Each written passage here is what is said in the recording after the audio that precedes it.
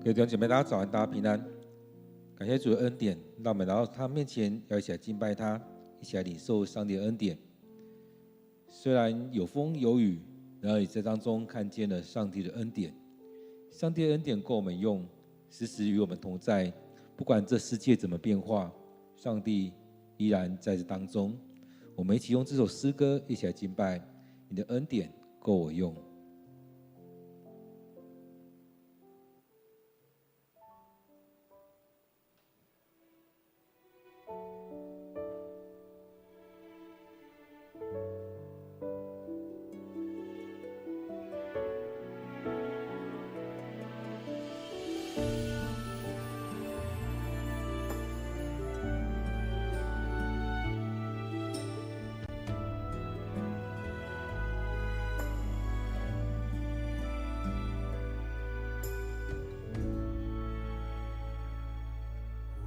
心意即实在，唯有你爱不更改。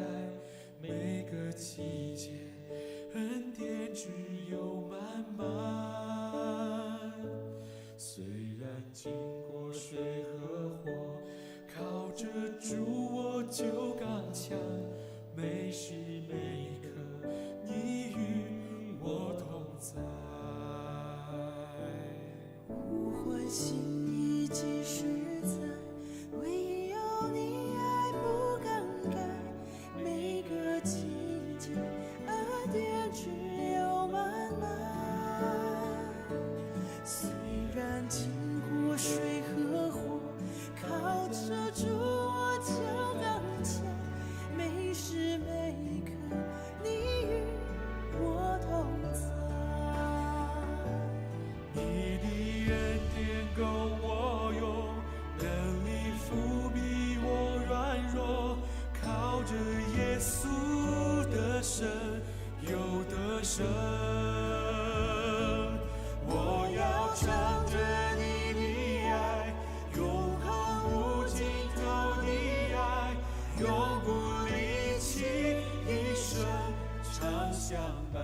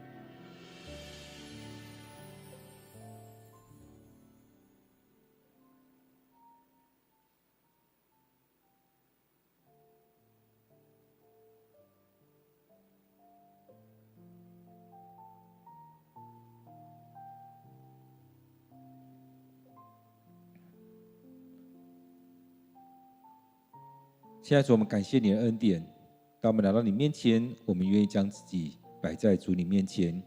亲爱的主，当我们面对着许多事情的时候，我们知道这所有一切会改变，唯有你不改变，唯有你的爱不改变。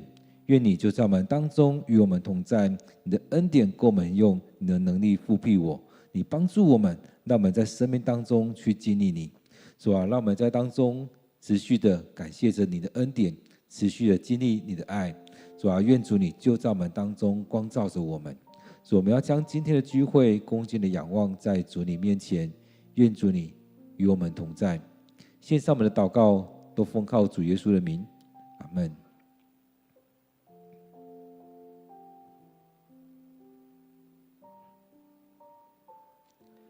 今天5月22日，我们要读的经文在列王纪上第20章第1节到第12节。我们要一起来读的经文在列王纪上第20章第1节到第12节。叙利亚的便哈达王召集他所有的军队，率领属下32个王和他们的战车、战马出征，去围攻撒玛利亚。他派使者们到城里去，告诉以色列王亚哈说：便哈达王要你交出金子、银子、你的妻妾和你最健壮的儿女。亚哈回答：请告诉我主便哈达王，我答应他，我和我所有一切都可以归他。不久，使者们又回来，带着便哈达王另外的要求说：我已经告诉你，你要把你的金银、妻妾和儿女交给我。可是现在我要派我的臣仆到你的王宫和你大臣的家里搜查，所有他们认为值钱的东西都要拿走。他们明天这时候就到那里。亚哈王把国内的长老们都召来，对他们说：你们看，这个人来找我们麻烦，他派人来要我的妻妾和儿女，我的金子和银子，我都答应了。所有的长老和人民都说：不要理他，不要答应他。于是亚哈回答便哈达的使者们说：请告诉我主便哈达王，我答应他第一个要求，但不能答应第二个。使者们走了，不久又带着便哈达的话回来，说：我要带无数的人来摧毁撒玛利亚，要是城里的尘土足够他们每一个人抓一把，愿神明重重地惩罚我。亚哈王说：你们去告诉便哈达王，真正的战士不在战前吹牛，而是在战后夸口。便哈达接到亚哈的回复时，他和他的盟友其他的王正在营帐里喝酒。他下令部署预备攻打撒玛利亚，于是他们准备进攻。我们今天经文在列王纪上第20章第1节到第12节。让我们再用些时间来读今天的经文，来默想今天的经文。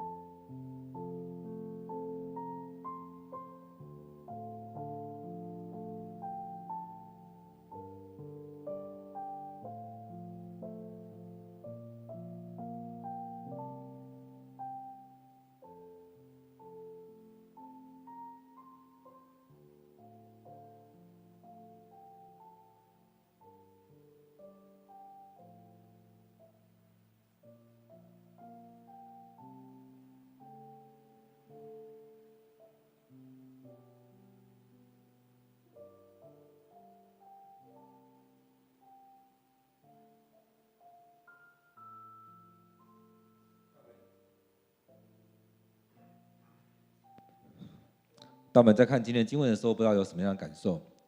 在今天的经文当中，其实提了很多，如果照我们自己来看，是很不合理的东西。然而在这样的过程当中，我们会有什么样的反应？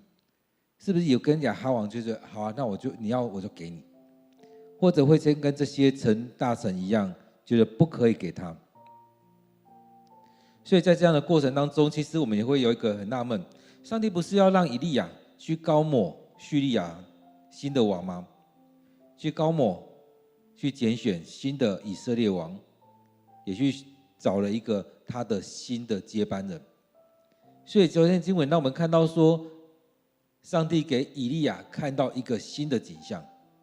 然而在当中，我们看到在今天的经文里面所提的，叙利亚的便哈达王召集他所有军队，率领属下32个王和他们的战车、战马出征，去围攻撒玛利亚。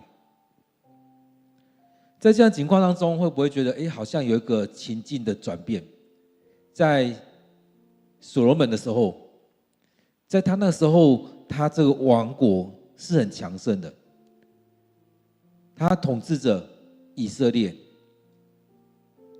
而他周遭的那些国家，其实也都来向他进贡，都是归顺他的。然后我们看到这个时候过了这么几十年，甚至大概100年，整个情境改变了。那时候统治整个中东的可能就是叙利亚，所以他旁边有这32个王。这时候他也期望能够拿下以色列，让以色列也成为他的归属国。所以这时候他召集了他所有军队要去攻打撒玛利亚。不止他的军队，也包含了这附近的这32个国家，归顺他的国家都一起来了。所以当中我们看到这样的围攻的事情，似乎也想到最近这几年以色列所面对到的。其实当我们在看到以色列在建国的时候，重新建国的时候，他一国去反击了这几个国家，在这段时间似乎也是如此，也在反击了跟几个国家来打仗。似乎以色列一直面对到这样子被这许多国家一起来围攻的事情。所以在当中我们看到以色列依然面对到这样子状况。在这当中我们看这边讲到说，叙利亚王他带着他所有的军队以及他属下的这32个王跟着他一起过来。所以当他们要去打的时候，当然最好的方式就是对方先投降了。所以他说他派着使者去告诉以色列王亚哈说，便哈达王要你交出你的钱、你的家。因此在当中，那我们看到这情况就是如此。他派使者到城里去告诉以色列王说，便哈达王要你交出金子、银子、你的妻妾和你这最健壮的儿女，把这些都交出来。这当然有可能是看到2个层面，一个是真实的把你的金子、银子都交出来，把你的妻子、妻妾、把你的儿女都交在便哈达王的手上。另外一个是你要答应把这样的主权交出来，并不一定要把金子、银子、妻妾都带到叙利亚去，但是当我要的时候，你就要给我。也就是这样，主权不再是你便哈达王，而不再是你亚哈王，而是主权已经转移了。所以当中，也就是让他成为第33个归属国。当我要什么，你就要给我，也就是我的主权，我要支配你的家、你的国，你就要听我的。其实这时候可以看到亚哈，其实他的国势应该是不强，而且他看到这样情况的时候，他就担心，他就害怕，所以他很自然就跟那使者说，去回答我可以归他，我说一切都可以归他。所以当中我们看到，在这样的过程当中，他的国势不强，他的心里面他也没有这样的自信，所以他面对这样的攻打的时候，他很自然说，那一切都可以归你。但是我们看台湾一句话说，能头轻棍，也就是在当中，我们常是如此。面对到这样的事情的时候，这使者又回来了，带着便哈达王，他讲另外一个要求：我不单单只是要你的，不单只是要你的金银、妻妾、儿女，我还要你的臣仆的，还有你王宫里面，你那些大臣里面的家，我要去搜刮这所有一切。不单单是你家，你的国家、你的大臣、你这些人的家里面，我都要。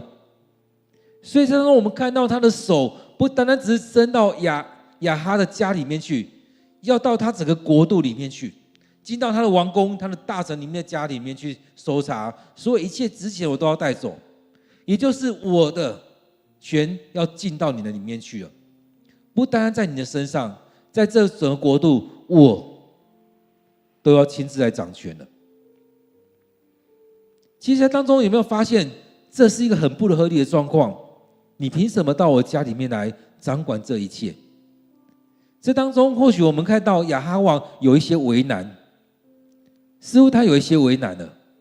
他觉得我家里面都可以，但是我这些臣仆的、这些长老的，似乎他有些为难了。所以他把这些长老们都召来说：你们看，这些人来找我们麻烦，他派人来要我的妻妾、儿女、我的金子、银子，我都答应了。但是这些长老们发现不对，这些人民跟他说：不要理他，不要答应他。所以在今天里面，我们看到他回应这些使者的时候说：去回应他。前面第一个我身上的你都拿去没问题，但是第二个不行，我的王宫、我这个国家、我这个大臣，这些不可能给你，所以不能回应你这些这么过分的要求。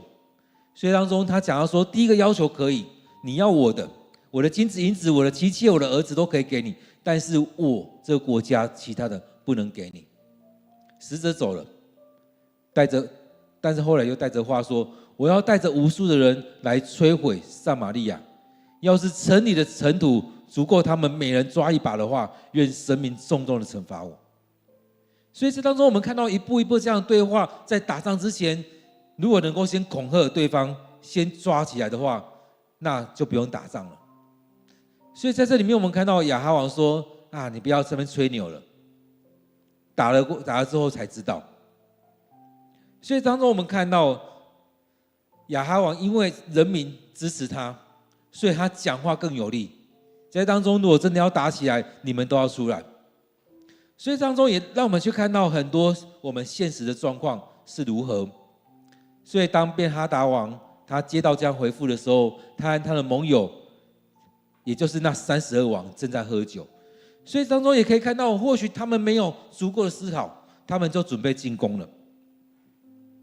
其实在当中我们看到今天的经文在这样走的时候，其实会发现在我们的生命里面是不是也遇到这样的问题？当有人要伸手在你们家，你会这样捧手给他吗？当有人要出手去管理你的家的话，你会这样说：你来，我这些都给你嘛？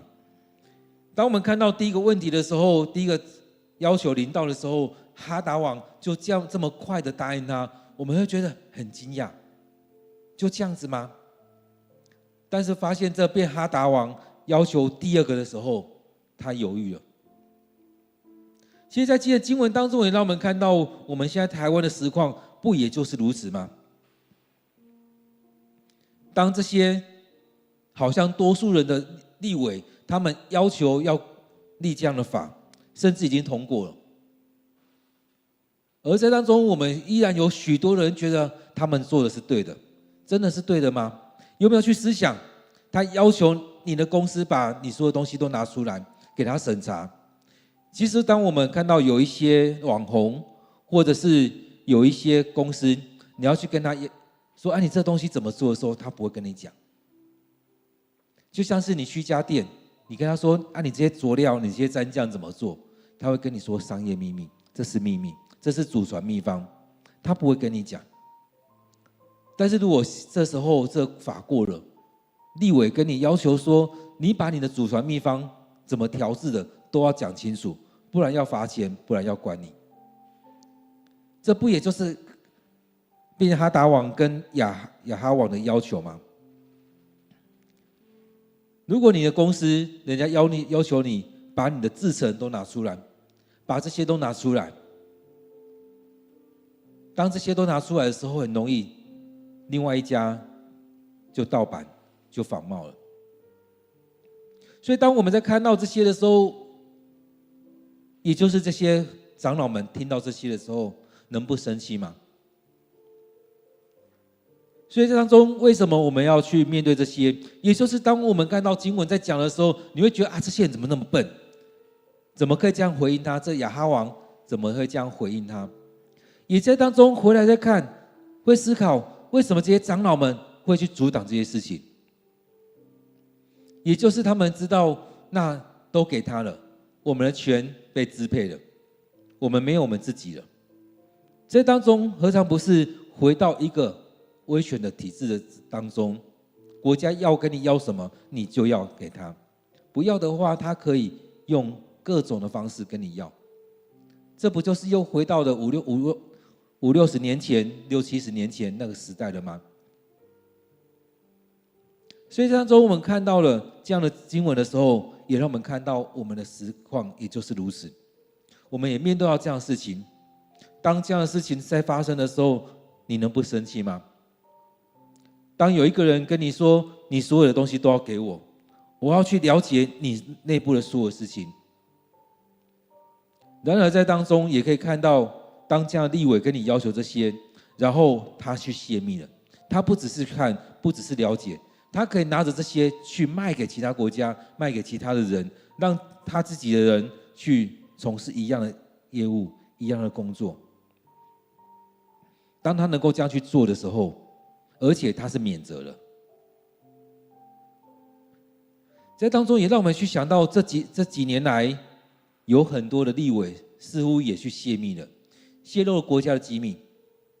然而在当中似乎到目前也都无法去究责。那你还可以去信任这些人吗？所以当中，当我们去看到这经文的时候，就看到这便哈达王他这样的要求，然而亚哈王却这样回应了。虽然他说第一个要求我可以答应你，但第二个不行。如果在你的身上，人家跟你要求说你的钱都给我，以前我们会开玩笑说最远距离是什么？你的口袋跟我的口袋的距离，就是把你的钱掏出来放在我的口袋。但这便哈达王的要求不就是这样吗？现在我们可以看到很多新闻，很多的社会新闻，是因为有人觉得他戴绿帽了，有人觉得他被侮辱了，被羞辱了，有人觉得某些状况发生了，怎么可能我的太太是你的太太，我的老公成为你的老公，我的孩子要去为你效力。我们看到亚哈王被要求了，不就是如此吗？然而在当中，你最后的底线都能够破，都能够被踩了，那你还有什么尊严可言？当你这个国家别人要求什么，你就要给什么，那还有什么尊严可言？那在这时代当中，我们看到，当你的国家这样做不合理的要求的时候，是不是也就是如此？这些人在要求的，也就是让你没有任何尊严。他要什么，你就要给他什么。那在当中有没有看到这几个月来，也确实就是如此？当我们在想要说一切都要透明，要阳光，但是我们看到这许多人在做这许多黑箱的时候，你怎么去看待这一些？所以在这几天的这2个礼拜的这些法案的时候，是不是也会感觉到这种得寸进尺？所以亚哈王当他觉醒的时候，当这些人支持他的时候，他才会去跟便哈达王说：没有打过，怎么会知道？在你打仗之前就已这么得意了，打仗之后再来说。所以当中我们看到这样的事情，这不公义的事情的时候，我们回来再看，回到上帝面前来看，究竟该怎么处理？所以在这整个事情当中，我们一直在看的是在列王纪当中很重要的一件事情。这些王到底有没有回到上帝面前来？不管是耶罗波安，一直到亚哈王，他所面对到这些事情，他一直在做一个处理，就是去问群众：这样可以吗？长老们，这样可以吗？我们是不是该这样做？但是很重要的，回来再看，其实一直在谈的是，我们有没有回到上帝面前来询问上帝：这样可以吗？我该怎么做？所以这当中，我们看到，在现在台湾的情况当中，不管是现在、过去、未来，我们都需要一件事情是安静下来祷告，去询问上帝这样的事情我们该怎么做。当然也不单单是安静下来祷告，当我们该踏出去的时候，当上帝呼召我们的时候，当我们该回应上帝的时候，我们就该回应。我们看到有很多人会去笑那些站在街头的人，那些是傻子。但是也是就像以前在讲那些话一样，如果现在不发声，现在不反应，就像那些长老在讲的，如果他们没有回应亚哈王，而这亚哈王没有在这时候回应便哈达王，未来或许也就没有机会出生了。所以当中，当我们该出声的时候，当我们该讲话的时候，当我们该回应这个世代的时候，我们就应该回应。这也就是一个基督徒的责任，不是一个缩头乌龟，而是在当中进到上帝的心意当中，回到上帝面前去寻求上帝的心意。我们不是一直在看，就像扫罗王一样，一直在问大家的想法，像亚哈王一样，他一直在问大家的想法。更重要的是，回到上帝面前，上帝在这当中，你的心意是什么？为什么我们面对这样的事情？上帝，你的心意是什么？或许有人说，我们已经安静太久了，这时候重新来反思我们的信仰，重新来反省我们的生命。在这样的情况当中，我们需要回到这些事情当中，重新来审视。所以当我们进到经文里面去看的时候，不单只是在看这些经文里面的东西，而是去看到上帝的心意，而是在当中让我们来回应我们现在的实况，我们的世界。所以当我们要看到便哈达王跟亚哈王这两个王所面对的，我们可以看到其实这两个王所做的都不合上帝的心意，都不是上帝所喜悦的。所以上帝才会让以利亚再去膏抹了新的叙利亚王，再去膏抹了新的以色列王。如果合上帝心意，上帝就会继续的让他的孩子继续做下去，不用一个新的王将这两个国家有一个新的开始。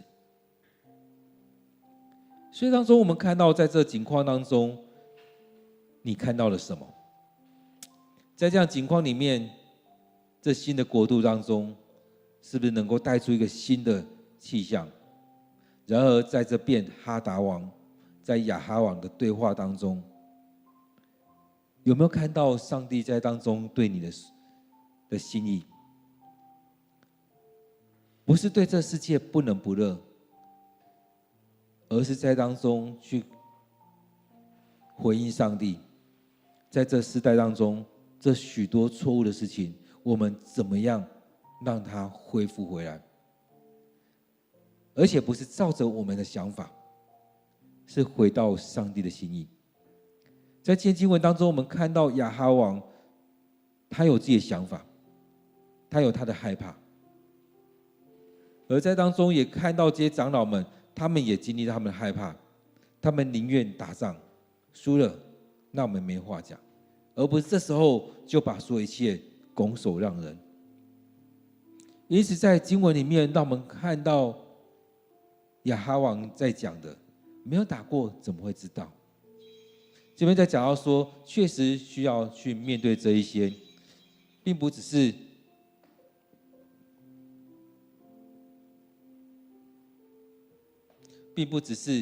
那样而已，而是真实的需要进到上帝的面前。所以在这里面来讲到说，真正的战士不在战前吹牛，而是在战后夸口。当你拿下来再说吧，当你拿下来再说，不要讲那么多。因此在当中，让我们去思考，我们生命里面有没有上帝的心意在这当中。所以当我们在读列王记的时候，一直要回到这议题里面来，在当中究竟有没有顺服上帝，有没有回到上帝面前？当我们在这个位置当中，当我们在这些事情当中，我们有没有先回到上帝的面前来？因此当我们在看今天经文的时候，也让我们回想这几天在台湾所发生的事情。这几天不管是在一些事件当中，或者是在一些立法院的事件当中，也都让我们进到这当中去反省，去思想，究竟上帝的心意要怎么样来带领？究竟上帝的心意在哪里？还是我们一直只是在人的想法？而在当中这么多事情，你能不在意吗？你能觉得与你无关吗？让我们有一点时间回来思想今天的经文。